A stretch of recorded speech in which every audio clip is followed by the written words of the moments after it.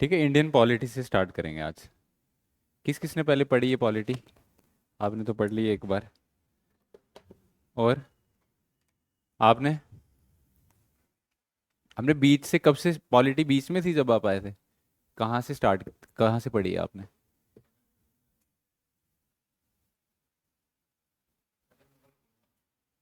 Mughal rule polity में?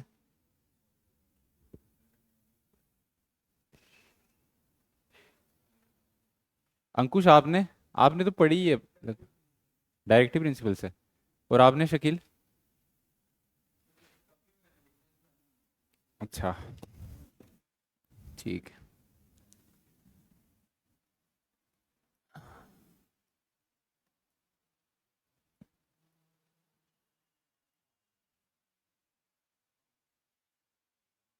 आपने नीरज, आपने पढ़ी है पॉलिटी पहले?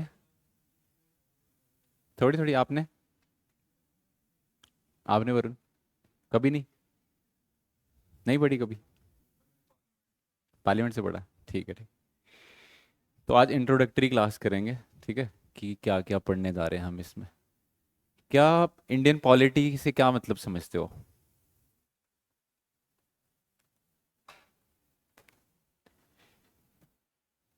क्या समझते हो पॉलिटी?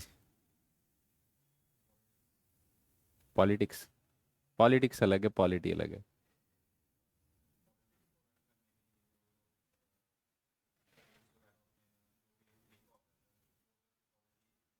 हम्म।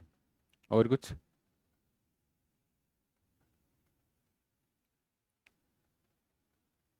और कुछ बोलना चाहोगे आप? अंकुश आप कुछ?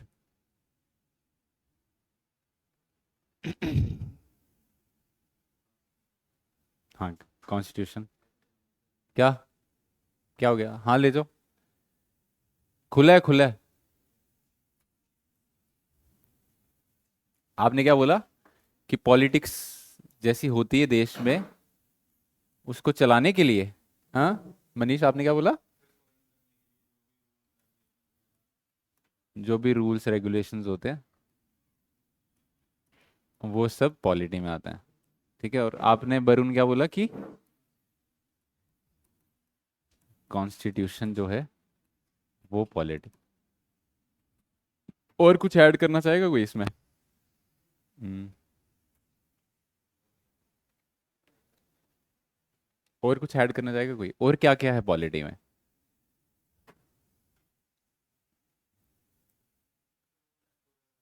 हम्म। एक्ट्स वगैरह, ठीक है, वो लॉज एक्ट।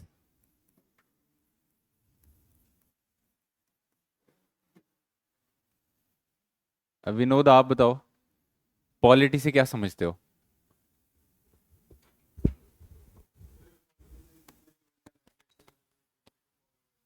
हम्म। हम्म।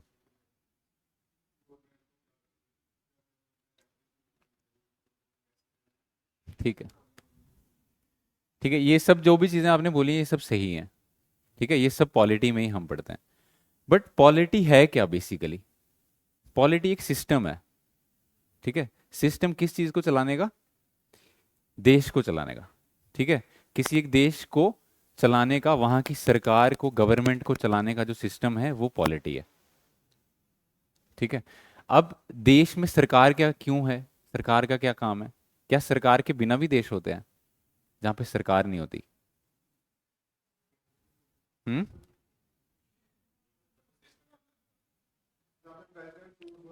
वो भी सरकार ही होती है, प्रेसिडेंशियल फॉर्म ऑफ गवर्नमेंट होती है। कुछ ना कुछ सिस्टम तो होता ही है, चाहे वो अच्छा हो चाहे बुरा हो। अभी अच्छे बुरे की बात नहीं कर रहे। बट क्या ऐसा भी हो सकता है कि सिस्टम ही ना हो? कोई ऐसी सोसाइटीज हैं क्या पूरे दुनिया में जहां पे सिस्टम नहीं फॉलो होता कोई? हाँ, ट्राइबल सोसाइटीज है ना, वहां पे कोई सिस्टमेटिक चीज फॉलो होती है? होती है, उनके हिसाब से होती हैं वो। पर वो स्टेटलेस सोसाइटीज हैं। ठीक है। तो दो चीजें आपने सुनी होंगी, स्टेट और नेशन।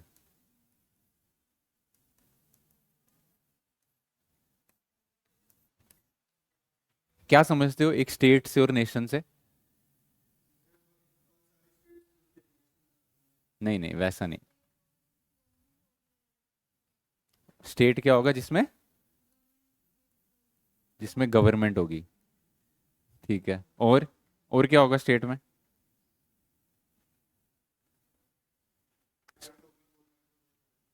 वो चलो गवर्नमेंट में ही आ गया ना। और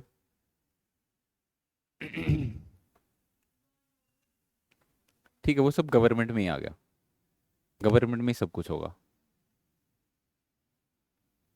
और क्या होगा एक स्टेट में? यहाँ पे स्टेट का मतलब ये, जैसे J&K state, Himachal Pradesh state, वैसी स्टेट की बातें हम करें। यहाँ पे स्टेट का मतलब कंट्री। ठीक है।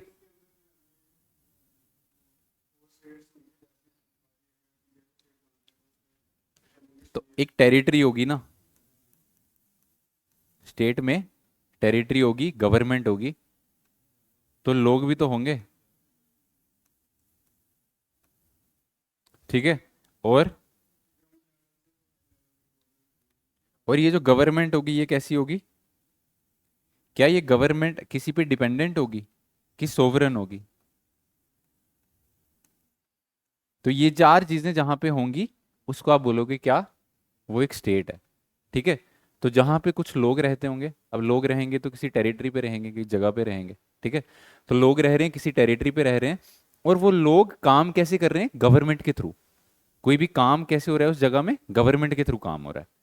ठीक है। तो एक ऑर्गेनाइज्ड सिस्टम बना हुआ है पूरा। ठीक है। और वो गवर्नमेंट अपने सारे डिसीजंस कैसे ले रही है? सोवरन होके ले रही है। सोवरन मतलब कि अपने डिसीजंस खुद ले रहे हैं वो। ठीक है। कोई दूसरा उनके ऊपर डिसीजंस थोप नहीं रहा। तो ऐसी कंडीशंस जहां पे भी होंगी, वो क्या होगी?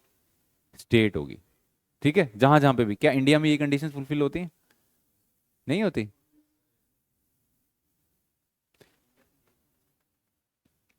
नेशन भी है, स्टेट भी है। ठीक है ना? ये दोनों जो चीजें हैं, दोनों हो सकती हैं किसी देश में। ऐसा नहीं है कि एक होगा तो दूसरा नहीं होगा। ठीक है। इंडिया में क्या लोग नहीं रहते हैं? रहते हैं। जगह भी तो है। और गवर्नमेंट नहीं है क्या इंडिया में? और क्या इंडिया की गवर्नमेंट सोवरन नहीं है? ठीक है। तो इंडिया एक क्या है? अभी स्टेट, अभी नेशन को छोड़ दो ना, अभी मैंने नेशन थोड़ी बताया। अभी इंडिया क्या है? एक स्टेट है। ठीक है। तो फिर नेशन क्या होता है?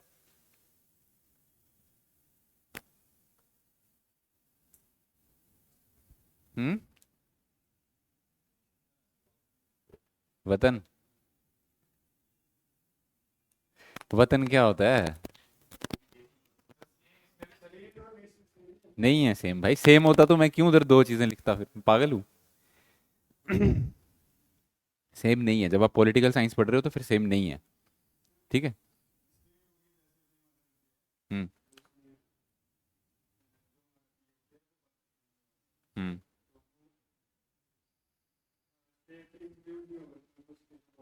नहीं नहीं, स्टेट में हम मानते ही नहीं है, वो हमारे मैप है। नेशन में भी मानते हैं हम उसको, स्टेट में भी मानते हैं। हाँ, वहां पे ये गवर्नमेंट वाली कंडीशन फुलफिल नहीं हो पाती, वैसे सही बोल रहे हो आप। गवर्नमेंट वाली कंडीशन फुल, क्योंकि वहां पे इंडियन गवर्नमेंट नहीं है। ठीक है, पाकिस्तान की गवर्नमेंट है। ठीक है, उसको आप पूरा फुली स्टेट नहीं बोल सकते, इंडियन स्टेट का पार्ट। हाँ, बट नेशन बोल सकते। तो फिर आप कैसे डिफरेंशिएट कैसे कर रहे हो ये स्टेट और नेशन को यहाँ पे? टेरिटरी नहीं है हमारी। तो फिर नेशन क्या है? मतलब बाकी सारी चीजें सेम, और टेरिटरी से ही नेशन का वो पता चलेगा, ये कहना चाहते हो?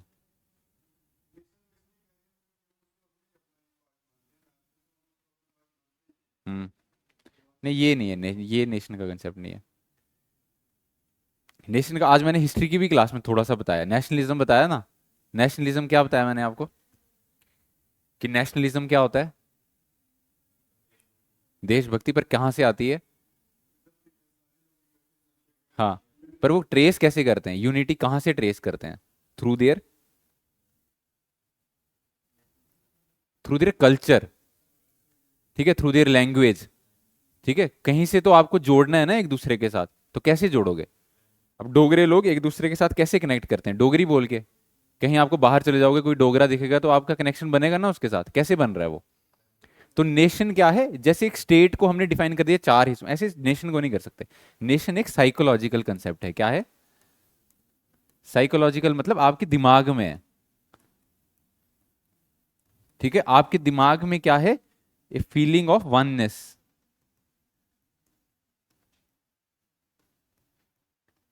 वननेस या फिर यूनिटी। ठीक है, जो आपको क्या करती है, बाइंड करती है सब लोगों को एक साथ। ठीक है, क्या डिटर्मिनेंट्स हैं इसके, किन चीजों पे आधारित है ये, culture, language, beliefs, historical background.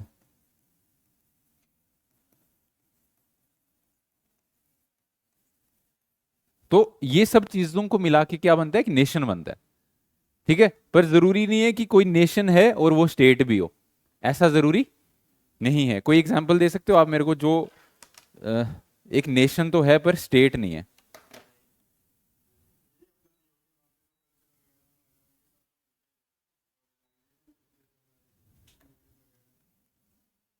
देखो उसको पूरा ऐसे नहीं, देखो पीओके में जो लोग रहते हैं, ठीक है, क्या वो सारे लोग इंडिया से ही कनेक्टेड फील करते हैं? बस फिर कैसे बोल सकते हो? कल्चर तो पाकिस्तान से भी मिलता है हमारा, तो फिर पाकिस्तान को अपना नेशन बोल देंगे? सिक्किम क्या, सिक्किम इंडिया की स्टेट है भाई। शुक्र है बंधु है इसे। हाँ, कोई कोई ऐसा देश जो अपने आप को नेशन तो मानता है पर अभी स्टेट नहीं है वो।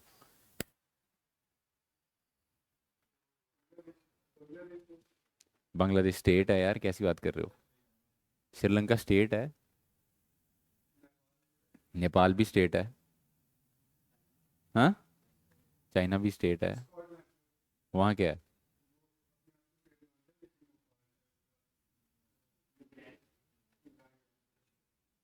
वो अपने आप को अलग मानते हैं बिल्कुल। रशिया तो स्टेट है। ठीक है। हाँ, स्कॉटलैंड भी हो सकता है, और बट एक बड़ी अच्छी एग्जांपल है पैलेस्टाइन। ठीक है, अब पैलेस्टाइन जो है, वो जो देश है अपने आप को नेशन मानता है। नेशन कैसे मानता है? क्योंकि वो लोग बोलते हैं कि हमारा कल्चर सेम है, हमारे लिए एक इंडिपेंडेंट अलग से कंट्री बनाई जाए। ठीक है, जहां जहां पे भी पैलेस्टाइनी लोग रहते हैं वो अपने आप को एक अलग एंटिटी मानते हैं। बट उनको उनने अपने लिए, उनके लिए स्टेट जो है, स्टेट का दर्जा उनको नहीं मिला है।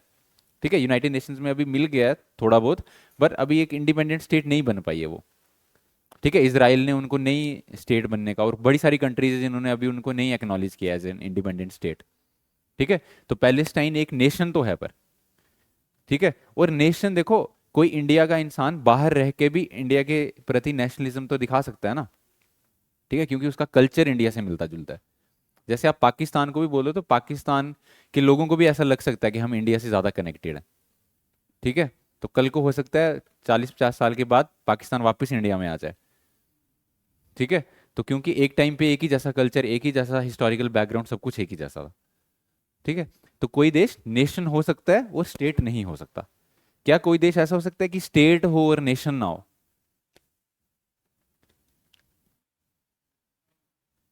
हाँ, हो सकता है ऐसा भी। स्टेट मतलब कि आपने लोगों को इकट्ठा तो कर लिया, वहां पे सरकार तो है, लोग भी हैं, टेरिटरी भी है, पर लोगों में वो फीलिंग ऑफ वननेस नहीं है।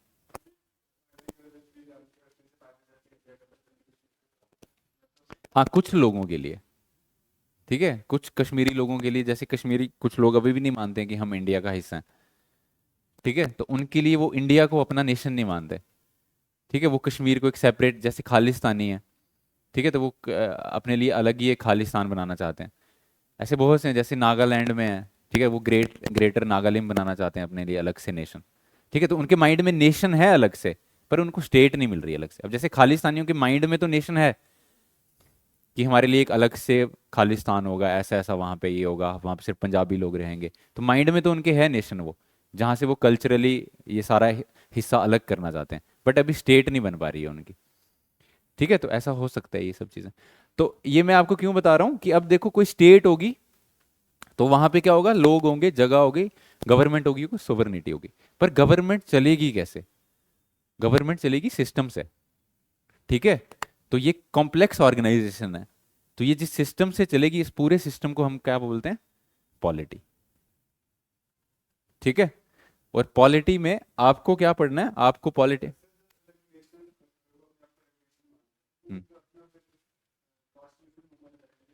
नहीं, कॉन्स्टिट्यूशन तब होगा ना जब स्टेट बनेगी, जब गवर्नमेंट बनेगी, फिर होगा। नेशन में कुछ चीजें, नेशन में बस आपकी फीलिंग होनी चाहिए। नेशन मैंने बोला ना साइकोलॉजिकल है, ठीक है, फीलिंग बस आपके मन में ऐसा है कि आप जो है इस देश को अपना मानते हो, ठीक है, असलियत में जो है वो चीजें अलग, ठीक है। तो तो हमें क्या पढ़ना है, हमें इंडियन पॉलिटी में, इंडियन जब हम political science as a subject college में पढ़ते हैं तो वहां पे तो हमें सब कुछ पढ़ना है, ठीक है, पूरा सिस्टम, वहां पे गवर्नेंस भी पढ़ना है और कॉन्स्टिट्यूशन भी पढ़ना है, ठीक है। तो ये सारा सिस्टम सेट ऑफ रूल्स हमें कहाँ पे मिलते हैं, कॉन्स्टिट्यूशन में, ठीक है। और ये कैसे चलाया जाएगा वो हमें मिलता है गवर्नेंस में, कि कैसे सिस्टम काम करेगा, ठीक है। बट आपको बस कॉन्स्टिट्यूशन ही पढ़ना है, कैसे सिस्टम काम करेगा वो भी थोड़ा थोड़ा देखेंगे गवर्नेंस में, बट मोस्टली आपके सिलेबस में सिर्फ कॉन्स्टिट्यूशन नहीं होता है, ठीक है। तो हम स्टार्ट करेंगे, ये लिख लिया इसमें जितना लिखना था। हाँ, नहीं, गवर्नेंस भी पढ़ते हैं हम, बट गवर्नेंस इतना डिटेल में नहीं पढ़ते हैं, ठीक है। गवर्नेंस भी है उसमें।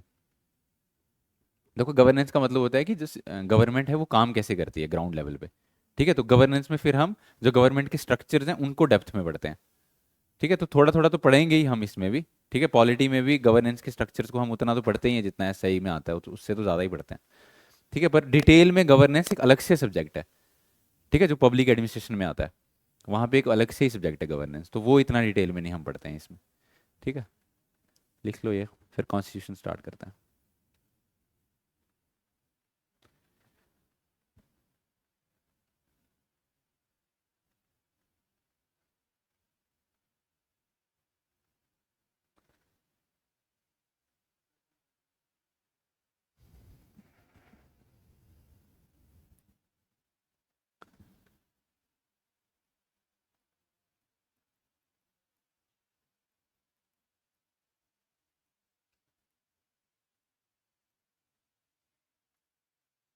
ठीक है, तो अब आ गया कॉन्स्टिट्यूशन, ठीक है, संविधान हमारा।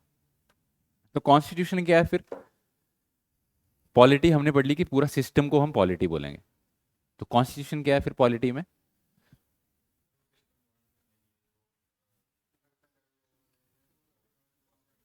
जो भी सेट ऑफ रूल्स रेगुलेशंस जो भी हैं वो सब, पर सिर्फ सेट ऑफ रूल्स ही नहीं बोल सकते इनको, ठीक है।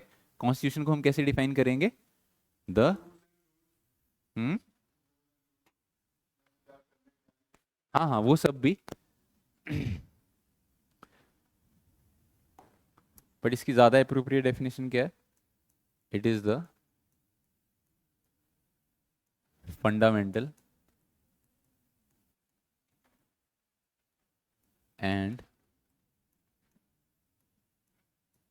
Organic law of the,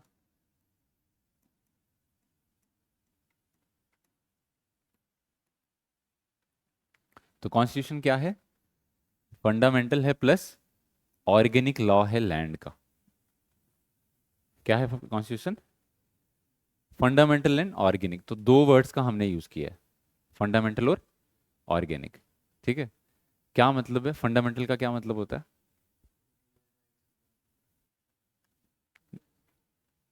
fundamental word का मतलब बताओ मेरे को बस।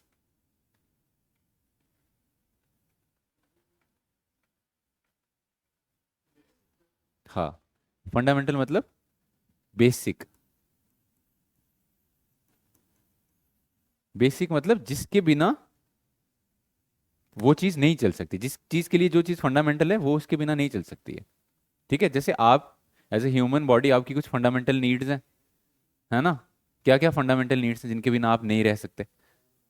हाँ, जैसे आपको खाना चाहिए, ठीक है, एक आपको टेम्परेचर रेंज चाहिए जिसमें आप रह सकते हो, ठीक है। तो ये सब आपकी क्या है, फंडामेंटल नीड्स हैं, इनके बिना सर्वाइव कर पाओगे, नहीं कर पाओगे, ठीक है ना। वैसे ही कॉन्स्टिट्यूशन क्या है, कौन सा लॉ है, फंडामेंटल लॉ, अगर ये नहीं होगा तो देश रन नहीं कर पाएगा, ठीक है। जो गवर्नमेंट है वो सही से काम नहीं कर पाएगी, तो ये देश की वर्किंग के लिए फंडामेंटल है, ठीक है। और ऑर्गेनिक क्यों बोल रहे हैं इसको हम,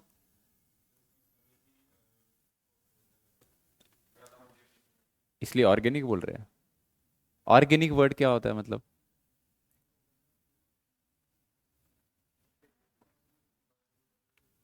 हाँ बायो में ही बताओ क्या होता है ऑर्गेनिक। हाँ नेचुरल, और जो नेचुरल चीज़ होती है वो क्या करती है?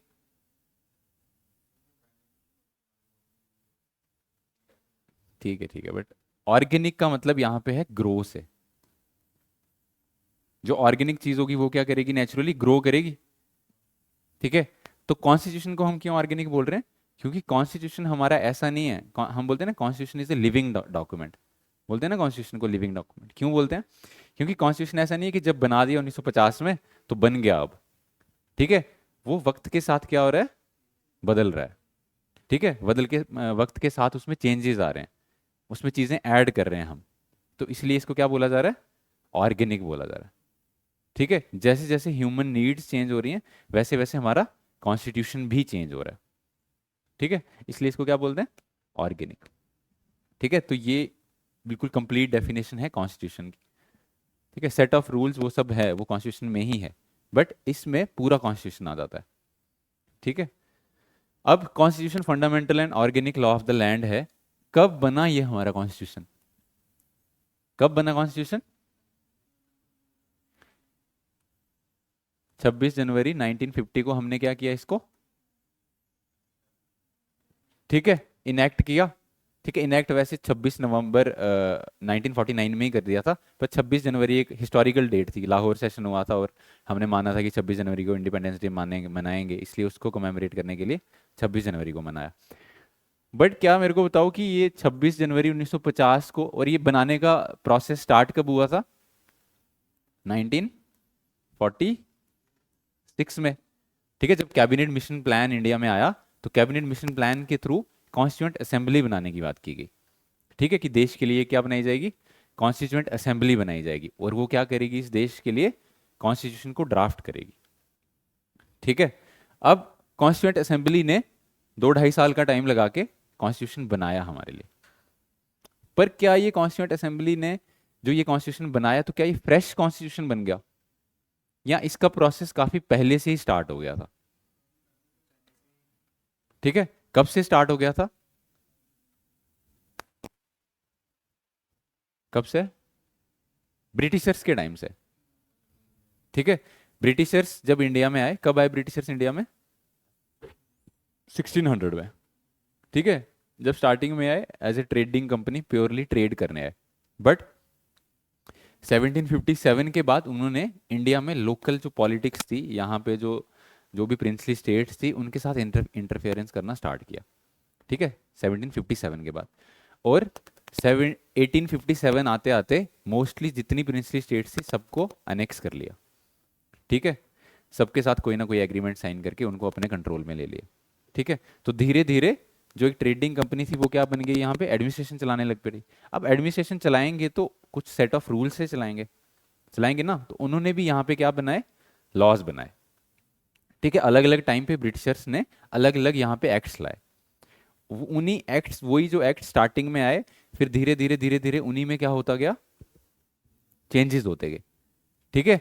और उन्हीं को हमने कैरी फॉरवर्ड किया है किसमें? कॉन्स्टिट्यूशन में। ठीक है, इसीलिए पॉलिटी का पहला चैप्टर हम क्या पढ़ेंगे? Historical background. ठीक है, कि ये जो कॉन्स्टिट्यूशन हम बना रहे हैं इसकी हिस्ट्री क्या है। क्योंकि हमारे देश में पहले क्या था? राजाओं का रूल होता था, राजा लोग तो नहीं कॉन्स्टिट्यूशन मानते हैं। ठीक है, राजा ने जो कह दिया वो वही कॉन्स्टिट्यूशन है। लेकिन हमारे देश में ये सेट ऑफ रूल्स कब बनने लगे कि रूल के हिसाब से काम होगा? तो ब्रिटिशर्स के टाइम से वो होने लगा। तो वो हिस्टोरिकल बैकग्राउंड हम पहला चैप्टर पढ़ेंगे। ठीक है, तो पहला चैप्टर लिखो,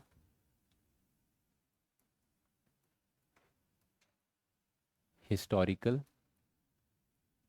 बैकग्राउंड। ठीक है, तो थोड़ी सी मॉडर्न हिस्ट्री की आपको इसमें नॉलेज होनी चाहिए।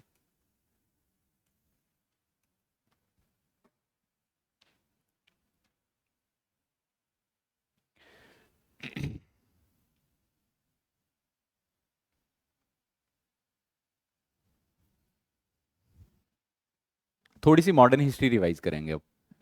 मेरे को बताओ ब्रिटिशर्स कब आए इंडिया में? 1600 में। ठीक है। अब ब्रिटिशर्स जब इंडिया में आए थे तो एक ट्रेडिंग कंपनी थी, क्या नाम था उस कंपनी का? East India company. क्या ये गवर्नमेंट ओन्ड कंपनी थी? नहीं, गवर्नमेंट ओन्ड नहीं थी, एक प्राइवेट कंपनी थी, प्योरली प्राइवेट कंपनी थी। ठीक है, क्या थी? Private company. और इस कंपनी को कितने साल की मोनोपोली मिली थी इनिशियली? इनिशियली 15 साल की।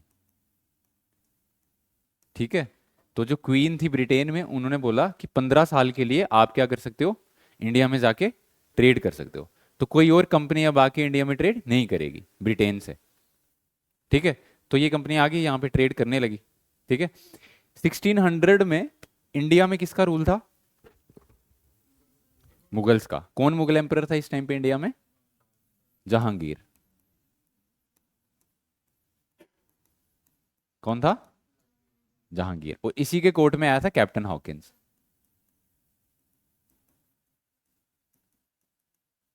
ठीक है, अब धीरे धीरे ब्रिटिशर्स क्या करने लगे, इंडिया में अपना स्ट्रांग होल्ड बनाने लगे। ठीक है, अपनी फैक्ट्रीज अलग अलग जगह पे लगाने लगे, पर कर रहे प्योरली ट्रेडिंग ही थे अभी तक।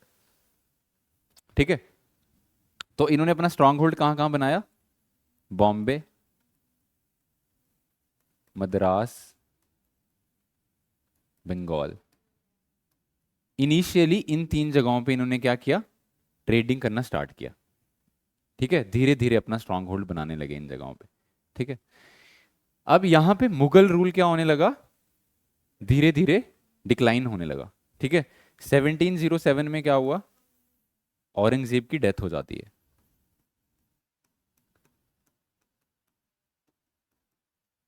और जैसे ही औरंगजेब की डेथ होती है, तो एक स्ट्रांग जो मुगल रूल था वो क्या हो जाता है? खत्म हो जाता है। क्यों? क्योंकि औरंगजेब के बाद जो भी लेटर मुगल्स आए, वो इतने केपेबल नहीं थे कि इतने बड़े साम्राज्य को संभाल पाए। ठीक है, और औरंगजेब की भी लेटर ईयर में जो पॉलिसीज थी वो सही नहीं थी, जिसकी वजह से मुगल एम्परर, मुगल एम्पायर जो था वो नहीं चल पाया ज़्यादा देर तक।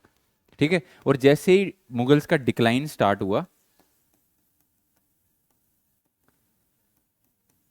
जैसे ही मुगल्स का डिक्लाइन स्टार्ट हुआ, तो इसका फायदा किसने उठाया? पहले तो रीजनल स्टेट्स ने। रीजनल स्टेट्स ने अपने आप को क्या किया? इंडिपेंडेंट कर दिया। ठीक है, इंडिपेंडेंट मतलब पहले ये स्टेट्स किसके अंडर थी? मुगल्स के अंडर। और बाद में इन्होंने क्या बोला कि अब हम इंडिपेंडेंटली रूल करेंगे। ठीक है, और बाद में इन्हीं रीजनल स्टेट्स के साथ ब्रिटिशर्स जो हैं वो इंटरफेयर करना स्टार्ट हो गए। ठीक है, तो 1757 में क्या होता है? Battle of Plassey. ये मॉडर्न हिस्ट्री में सब डिटेल में पढ़ेंगे, अभी थोड़ा थोड़ा बता रहा हूं आपको।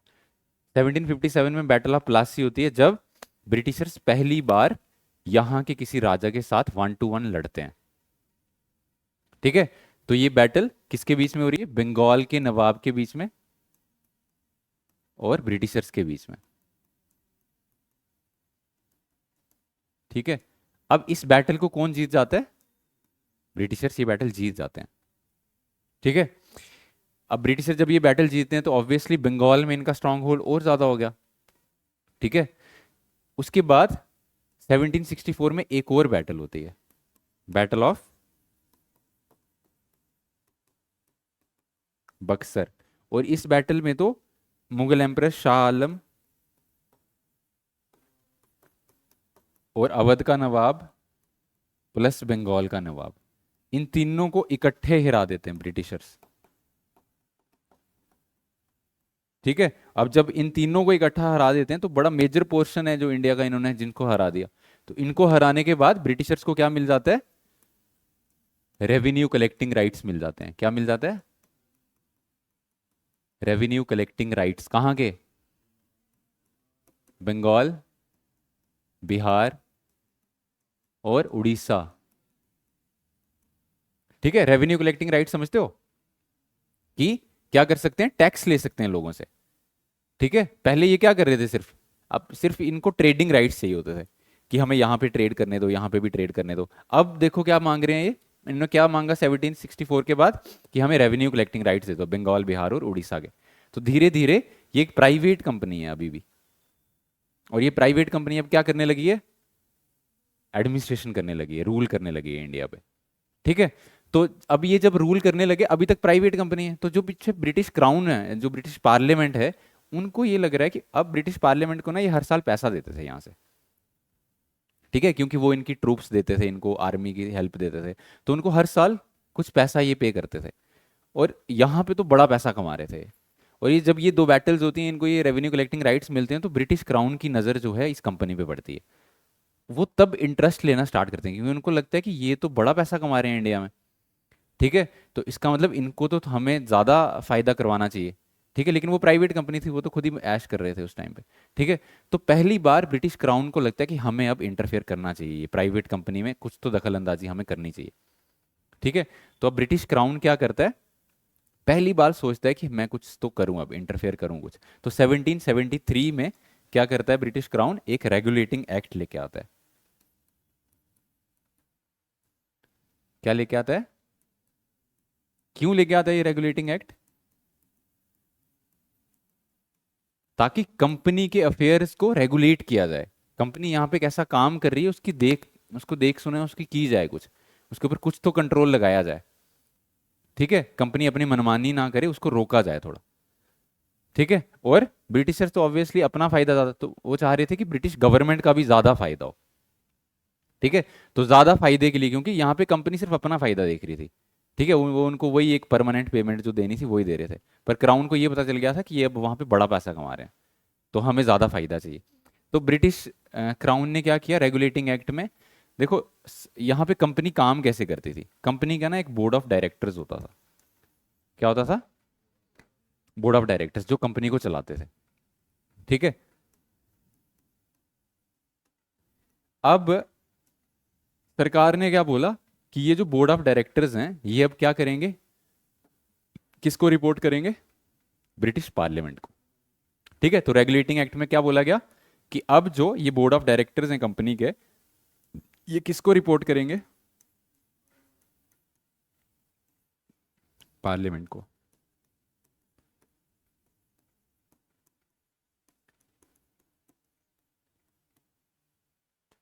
ठीक है।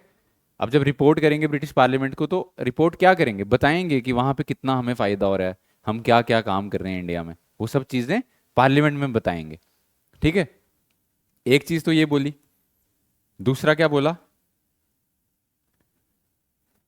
दूसरी चीज क्या बोली इसमें रेगुलेटिंग एक्ट में, कि जो गवर्नर ऑफ बंगाल है उसको क्या बोला जाएगा, नहीं यार, गवर्नर जनरल ऑफ बंगाल,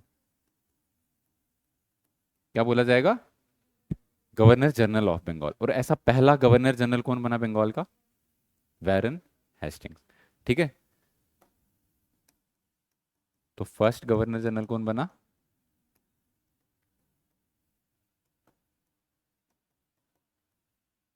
एक और चीज बोली गई इसमें, क्या बोला गया, थर्ड चीज,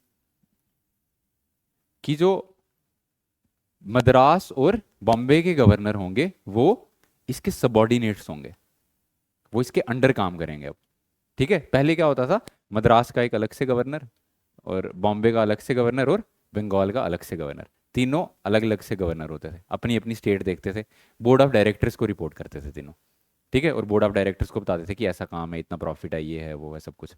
अब इन्होंने क्या बोला कि जो ये गवर्नर जनरल ऑफ बंगाल है ये क्या होगा, सुपीरियर होगा, ठीक है, इंडियन कंपनी को ये हेड करेगा यहाँ पे इंडिया में।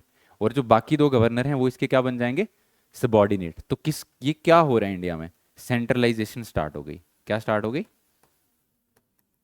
सेंट्रलाइजेशन का क्या मतलब होता है कि एक अथॉरिटी के पास ज्यादा पावर आ रही है, ठीक है। और वो सेंट्रल अथॉरिटी कौन बन रहा है, गवर्नर जनरल है जो बंगाल का, उसके पास ही सारी पावर आ रही है। तो इंडिया में क्या स्टार्ट हो रही है, सेंट्रलाइजेशन। ये पेपर में क्वेश्चन आता है कि कौन सा एक्ट था जिससे इंडिया में सेंट्रलाइजेशन स्टार्ट हुई थी, कौन सा एक्ट था, 1773 का रेगुलेटिंग एक्ट, ठीक है। तो सेंट्रलाइजेशन स्टार्ट होती है, सेंट्रलाइजेशन मतलब governors of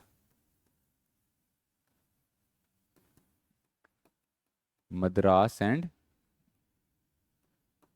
Bombay were made subordinate to governor general of Bengal.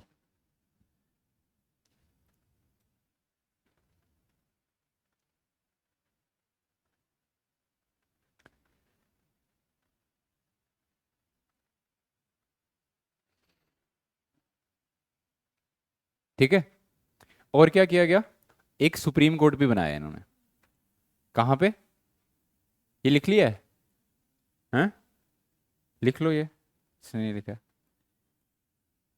क्या बनाया? सुप्रीम कोर्ट बनाया कहाँ पे? कलकत्ता में। कहाँ पे बनाया? कलकत्ता में एक सुप्रीम कोर्ट बनाया, ठीक है। अब इस सुप्रीम कोर्ट में 4 जजेस थे, एक चीफ जस्टिस प्लस 3 जजेस,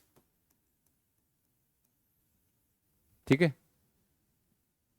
भी ये कोर्ट क्या करता था, जो भी कंपनी के मसले हैं, जो भी उनकी जुडिशियल मसले हैं, उनको हल करता था, ठीक है।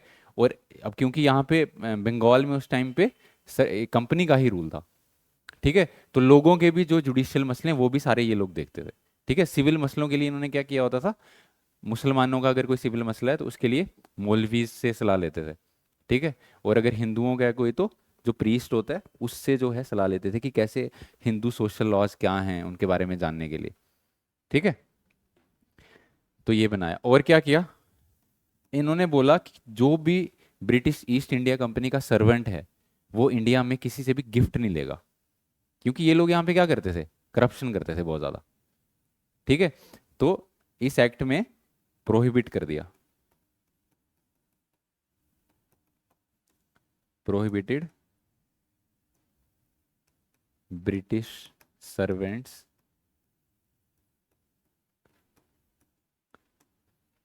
From taking any gifts. तो गिफ्ट्स के नाम पे ये करप्शन करते थे, तो उन्होंने बोला कि आप कोई भी गिफ्ट्स जो है वो नहीं ले सकते, नहीं, ठीक है। कोई भी प्राइवेट चीज आप ये ऐसी नहीं कर सकते।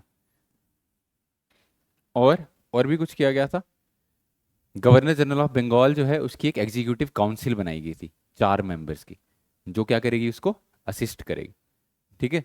तो executive council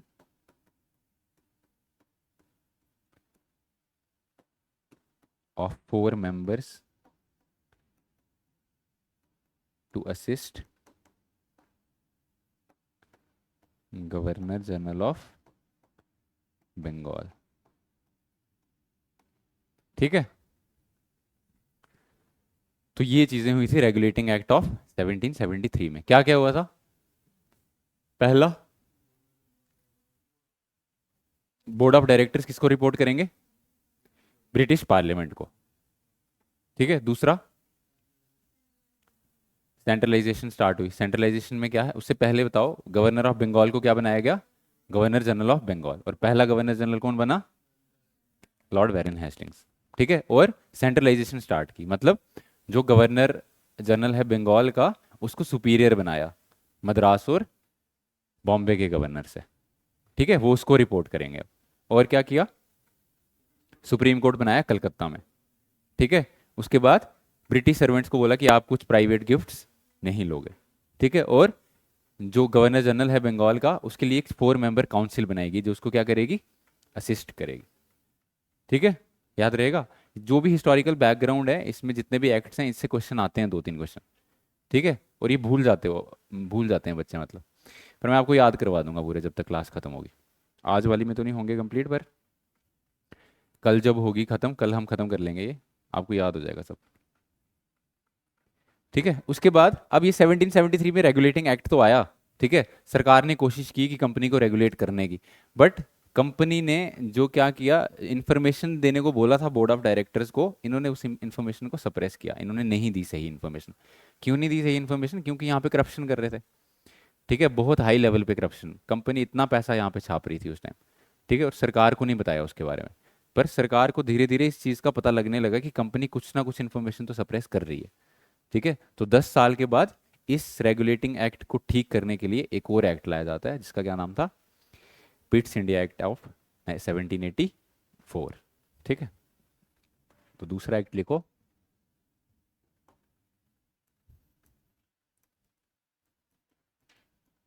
Pitt's India act of 1784।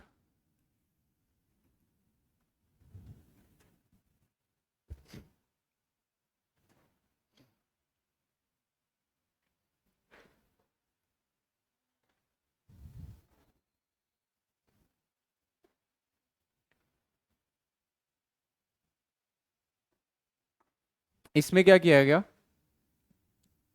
हम्म इसमें इनने सबसे पहले बोला कि देखो भाई, कंपनी जो है इंडिया में क्या कर रही है, एक तो कमर्शियल एक्टिविटीज कर रही है अपनी, दूसरा पॉलिटिकल एक्टिविटीज भी कर रही है, और दोनों एक ही जैसे लोग वही दोनों चीजें कर रहे हैं। सारा कंट्रोल एक ही लोग, एक ही इंसान के पास है। ठीक है, तो ऐसा नहीं होगा। अब क्या करेंगे हम, कंपनी के अफेयर्स को दो हिस्सों में बांट देंगे। कौन कौन से? पॉलिटिकल अफेयर्स, और दूसरा कौन सा? Commercial affairs. और इन्होंने बोला कि दो बॉडीज बनाएंगे जो इन दोनों चीजों को अलग अलग से देखेंगे। ठीक है, तो क्या बोला, कमर्शियल अफेयर्स के लिए कौन बनेगा, कौन देखेगा कमर्शियल अफेयर्स को? Court of directors. कौन देखेगा? और पॉलिटिकल अफेयर्स को कौन देखेगा? Board of control. ठीक है, तो दो बॉडीज बनाई गई अलग से, एक बोर्ड ऑफ कंट्रोल और दूसरी कोर्ट ऑफ डायरेक्टर्स। ठीक है, कोर्ट ऑफ डायरेक्टर्स का क्या काम है? कमर्शियल चीजों को देखना। कमर्शियल मतलब ट्रेड के रिलेटेड। ठीक है, जो भी ट्रेड के रिलेटेड चीजें हैं उनको कौन देखेगा? Court of directors. और जो भी पॉलिटिकल चीजें हैं, जो भी एडमिनिस्ट्रेशन के रिलेटेड चीजें हैं, उनको कौन देखेगा? Board of control. तो क्या हो रहा है ये?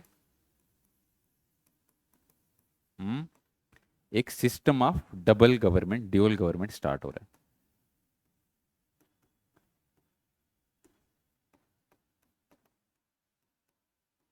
क्या स्टार्ट हो रहा है? System of dual government. ठीक है, दो अलग अलग से बॉडीज अलग अलग चीजों को देखेंगे। ठीक है, और यही फिर सिस्टम कब तक चला? ये जो पिट्स इंडिया एक्ट में जो इन्होंने सिस्टम बनाया, ये सिस्टम कब तक चला? 1858 तक। ठीक है, 1858 तक यही बेसिक स्ट्रक्चर चला जिसके ऊपर सरकार, ईस्ट इंडिया कंपनी काम करती रही। ठीक है, फिर 1858 में जब क्राउन ने टेक ओवर किया, तब इस सिस्टम को बदला गया। ठीक है, और क्या हुआ था इस एक्ट में? एक दो छोटी चीजें और भी हैं कि जो भी यहाँ पे कंपनी की टेरिटरीज थी, उनको क्या बोला जाने लगा?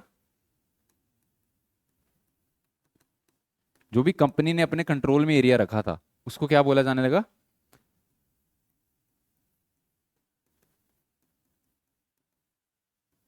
पहली बार उनको क्या बोला जाने लगा? British possessions. क्या बोला जाने लगा? कि ये सरकार के पोजेशंस हैं।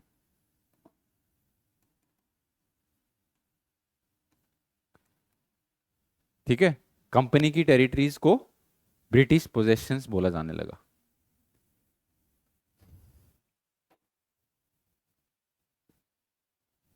ठीक है, और जो भी कंपनी की यहाँ पे एडमिनिस्ट्रेशन है, जो ये पॉलिटिकल अफेयर्स के लिए बोर्ड ऑफ कंट्रोल बनाया है, इसके लिए सुप्रीम अथॉरिटी किसको दी गई?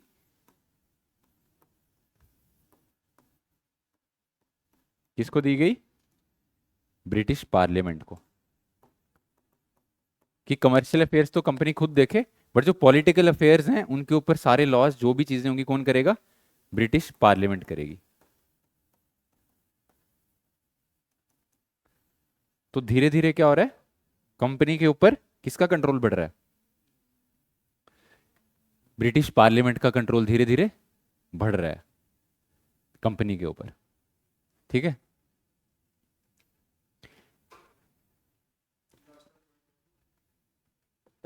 लिखो, the supreme authority of administration was given to British parliament. इसके बाद कौन सा एक्ट आता है फिर? 1813 का चार्टर एक्ट। ठीक है,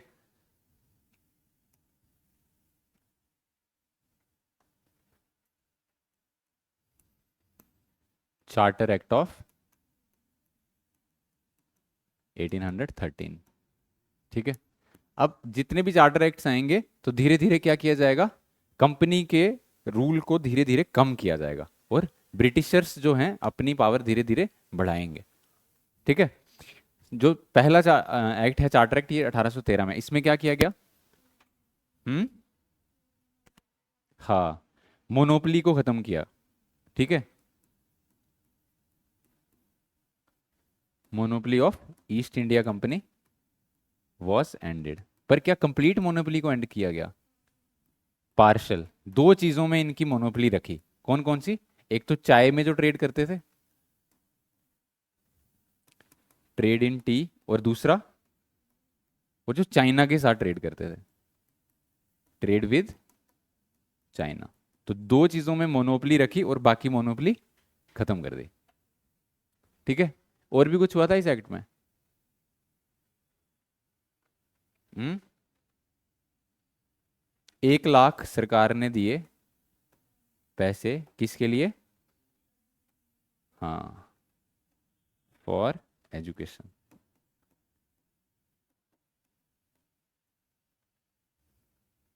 ठीक है, 1 लाख रुपए किसके लिए दिए? कि पढ़ाई लिखाई भी करो कुछ। ठीक है,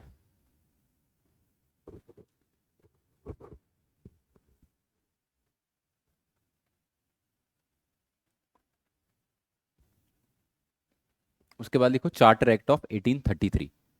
इसके बाद कौन सा चार्टर एक्ट आया? 1833 का charter act.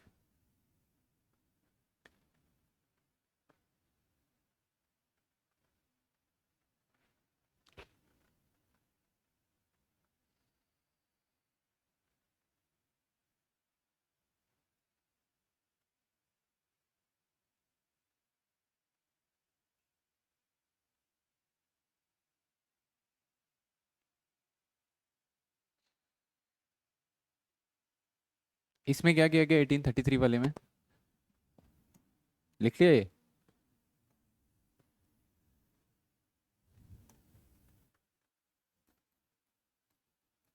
Charter act of, इसमें क्या किया गया? हम्म कंप्लीट मोनोपोली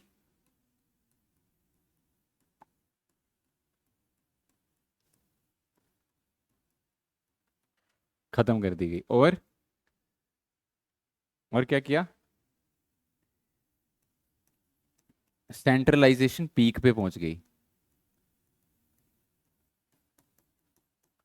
सेंट्रलाइजेशन कैसे पीक पे पहुंच गई? हम्म देखो कैसे पहुंची। यहां पे गवर्नर जनरल ऑफ बंगाल को क्या बोला जाने लगा?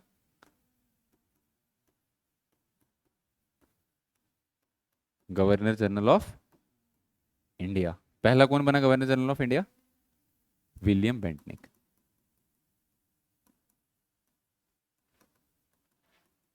और जो मद्रास और बॉम्बे के गवर्नर्स थे, उनकी सारी लेजिस्लेटिव पावर्स को कटेल कर दिया गया। ठीक है, सारी लेजिस्लेटिव पावर किसके पास दे दी गई? गवर्नर जनरल ऑफ इंडिया के पास। ठीक है, तो सेंट्रलाइजेशन कहां पहुंच गई? पीक पे। सेंट्रलाइजेशन पीक पे मतलब legislative powers of governor of Madras and Bombay were given to governor general of Bengal. तो अब वो कुछ भी नहीं कर सकते खुद से, सारे उनके लेजिस्लेटिव डिसीजंस भी कौन लेगा? गवर्नर जनरल ऑफ बंगाल, नहीं सॉरी, इंडिया।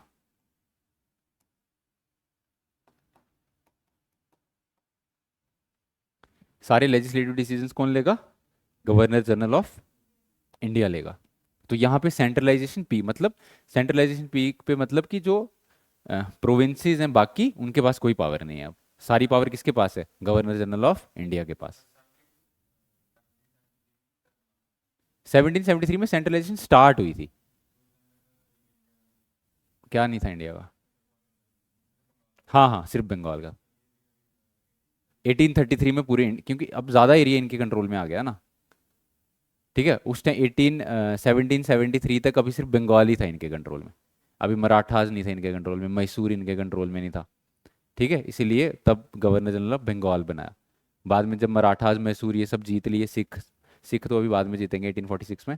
बट तब तक इसको ये इंडिया, क्योंकि मेजर पोर्शन इंडिया का इन्होंने कवर कर लिया था। ठीक है, इसलिए गवर्नर जनरल ऑफ इंडिया बोला इसको। और क्या किया गया इसमें?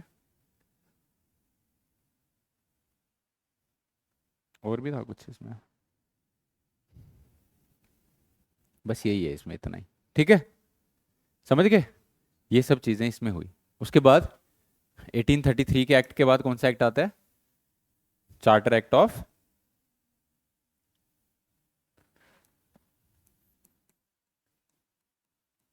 Charter act of 1853। ठीक है, 1853 का चार्टर एक्ट आता है।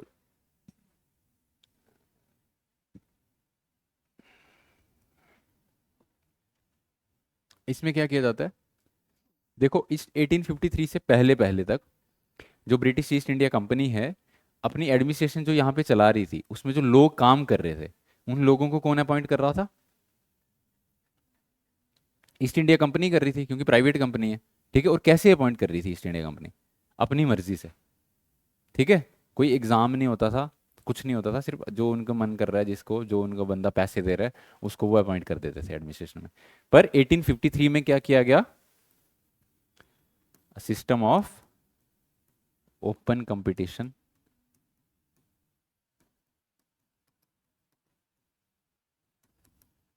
इन सिविल सर्विसेज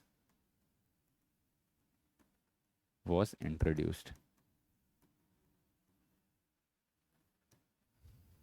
ठीक है, तो क्या होगा अब जिसको भी एडमिनिस्ट्रेशन में काम करना है, उसको क्या करना पड़ेगा?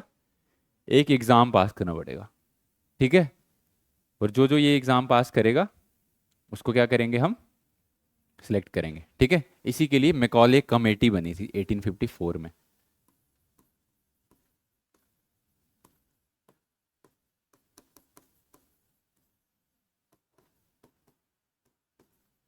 1854 में मैकॉले कमेटी बनती है, जो फाइनलाइज करती है कि कैसे सिलेक्शन होगी, क्या प्रोसेस होगा, कहाँ पे पेपर होगा, किस भाषा में पेपर होगा, उसका सिलेबस क्या होगा, ये सब कौन डिसाइड करता है?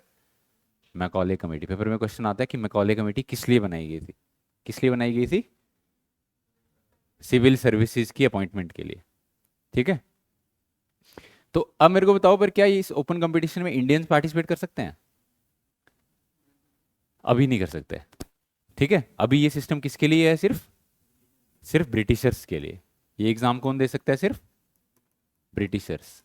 इंडियंस कब इसमें पार्टिसिपेट करेंगे? आफ्टर 1861। ठीक है, 1861 के बाद इंडियंस को भी अलाउ हो जाएगा कि आप भी ये एग्जाम दे सकते हो। पर ये एग्जाम होता कहाँ पे था? लंदन में। कौन सी भाषा में? ग्रीक। ठीक है, ग्रीक लैंग्वेजेस में होता था। और इसमें मैक्सिमम एज क्या थी इस एग्जाम में? 21, जो बाद में रिड्यूस करके 19 कर दी थी उन्होंने। ठीक है, तो इस एक्ट में सबसे इंपॉर्टेंट चीज़ यही है कि ओपन कंपटीशन सिस्टम जो है वो इंट्रोड्यूस कर दिया गया था। और इन्होंने क्या किया? गवर्नर जनरल की जो काउंसिल है, उसके लेजिस्लेटिव और एग्जीक्यूटिव कामों को अलग अलग कर दिया। ठीक है, लेजिस्लेटिव और एग्जीक्यूटिव समझते हो? कौन नहीं समझता? हाँ, लेजिस्लेटिव मतलब लॉ मेकिंग प्रोसेस। ठीक है, कि लॉ बनेगा कैसे। और एग्जीक्यूटिव मतलब जो वो लॉ बन गया है, उसको इंप्लीमेंट कैसे करेंगे, एग्जीक्यूट कैसे करेंगे। तो गवर्नर जनरल की जो काउंसिल है, उसके अलग अलग फंक्शंस बना दिए कि इसके ये लेजिस्लेटिव फंक्शंस हैं, और ये लोग इसके एग्जीक्यूटिव फंक्शंस ऐसे ऐसे करेंगे। ठीक है, तो क्या किया? For the first time it separated. ये जहां पे भी फॉर द फर्स्ट टाइम हो रहा है ना, यहाँ पे पोटेंशियल क्वेश्चन बन जाता है पेपर में। For the first time it separated executive and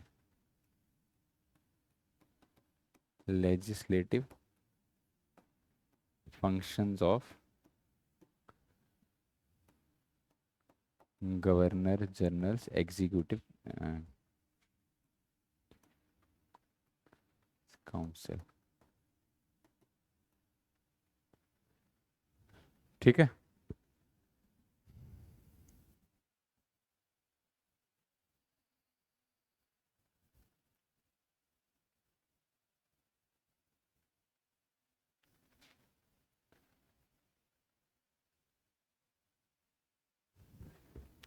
ठीक है।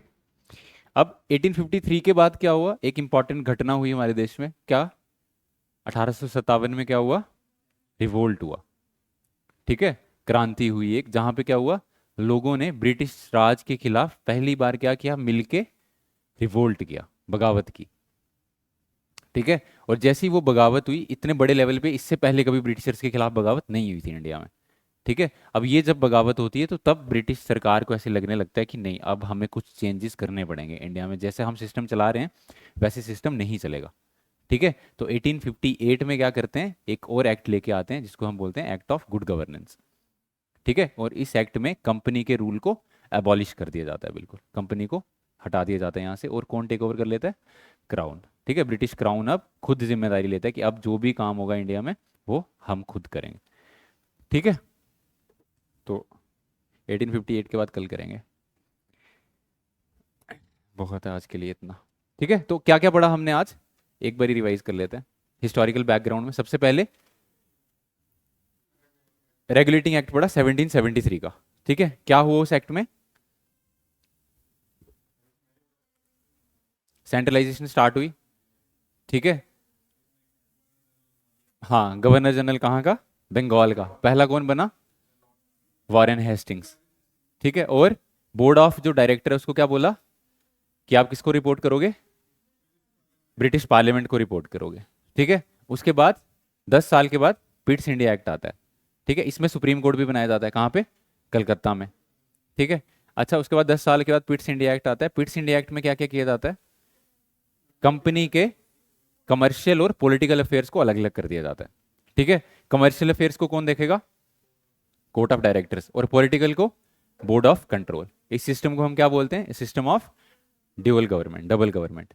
ठीक है, और क्या किया जाता है, जो भी कंपनी की टेरिटरीज हैं इंडिया में उनको क्या बोला जाता है, ब्रिटिश पोजेशंस बोला जाता है। ठीक है, उसके बाद 1813 का चार्टर एक्ट। ठीक है, इसमें क्या किया जाता है, कंपनी की मोनोपोली को खत्म किया जाता है, दो चीजों को छोड़ के, सिर्फ चाय और चाइना में जो ट्रेड है उसको छोड़ के कंपनी की मोनोपोली को खत्म किया जाता है। ठीक है, और 1 लाख रुपए सैंक्शन किए जाते हैं किसके लिए, एजुकेशन के लिए इंडिया में। उसके बाद 1833 में क्या होता है, गवर्नर जनरल ऑफ जो बंगाल है उसको क्या बनाया जाता है, गवर्नर जनरल ऑफ इंडिया। ठीक है, सेंट्रलाइजेशन यहाँ पे पीक पे पहुंच जाती है, क्यों, क्योंकि जो लेजिस्लेटिव पावर्स हैं किसकी, मद्रास और बॉम्बे के गवर्नर की, वो भी किसको मिल जाती हैं, गवर्नर जनरल ऑफ इंडिया को। पहला गवर्नर जनरल कौन बनता है इंडिया का, विलियम बेंटनिक। ठीक है, और क्या होता है इसमें, कंप्लीट मोनोपोली, सारी मोनोपोली खत्म हो गई अब ब्रिटिश जो कंपनी थी उसकी। ठीक है, और हाँ, क्या किया, हाँ, गवर्नर जनरल की जो काउंसिल है उसकी लेजिस्लेटिव और एग्जीक्यूटिव पावर्स को क्या कर दिया,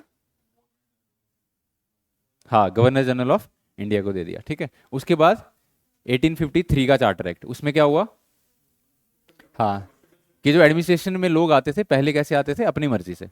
ठीक है, अब 1853 में क्या किया गया कि एक ओपन कंपटीशन सिस्टम होगा, ठीक है, जिसके थ्रू लोग सिविल सर्वेंट्स बनेंगे। ठीक है, उसके लिए कौन सी कमेटी बनाई गई, मकौले कमेटी, जिसका हेड मकौले था, लॉर्ड मकौले। ठीक है, और क्या किया गया इसमें 1853 में, गवर्नर की जो काउंसिल है उसके लेजिस्लेटिव और एग्जीक्यूटिव फंक्शंस को अलग अलग कर दिया गया।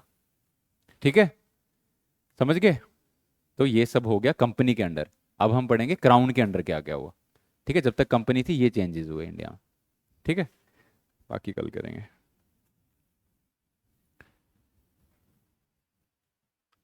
ठीक है, समझ आया।